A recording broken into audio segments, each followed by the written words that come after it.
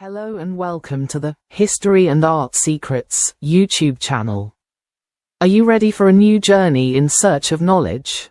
The episode known as the Dance of Death, or Danse Macabre, in Strasbourg in July 1518 represents one of the most extraordinary cases of uncontrolled collective behavior in European history. For nearly a month, hundreds of citizens were gripped by a sudden dancing frenzy that drove them to move non-stop, to the point of physical exhaustion and, in several cases, death. 5 centuries later, this event continues to amaze and raise questions. At the beginning of the 16th century, Strasbourg was a city plagued by numerous calamities, such as famines caused by poor harvests, epidemics of the Black Death, and smallpox. It all began on July 7, 1518, when a woman, Frau Troffea, stepped into the center of the Rue des Merchants and began dancing frenetically. It wasn't a festive dance, but rather convulsive movements that continued for days without reason. In the first 4 days, 30 people joined Troffea. By the end of the second week, the number of dances rose to 150, then to 400. Local news reports reported young and old being drawn into the dance without even knowing Frau Troffea.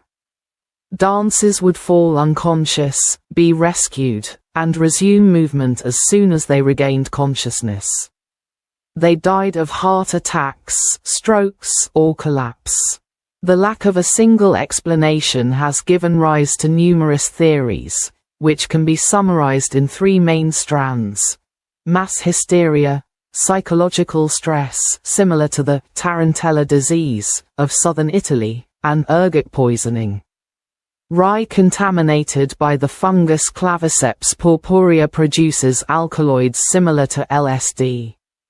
Some claim that mass intoxication would have triggered hallucinations and compulsive movements. But rye hallucinations last a few hours, not weeks. Other explanations lay in religious and superstitious factors, with the population inclined to interpret the phenomenon as divine punishment or a spell. The use of religious rites, such as the invocation of Saint Vitus, patron saint of nervous diseases, testifies to the sacred ritual dimension of the event. The authorities, initially powerless, adopted stopgap measures such as recruiting musicians and orchestras to support the dance in the hope of calming the people. They set up dance halls on the edge of the city walls. They hired healers and priests to perform exorcisms inside chapels dedicated to Saint Vitus. The result was paradoxical. The phenomenon, instead of diminishing, spread to other areas then dependent on Strasbourg. The epidemic left tangible traces. It is estimated that between 5% and 15% of participants died from physical exhaustion or cardiovascular complications.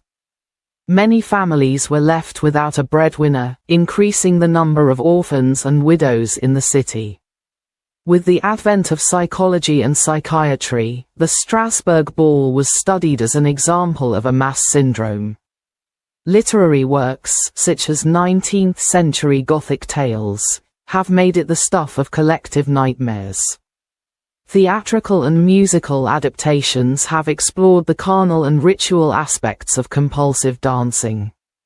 Contemporary analyses in group psychology often cite the case to describe extreme group dynamics. In conclusion, the Strasbourg Ball of Death of 1518 remains a story filled with tension, mystery, and paradox. Each attempt at explanation reveals a new facet, prompting scholars to question the boundaries between sanity, collective stress, and religious ritual.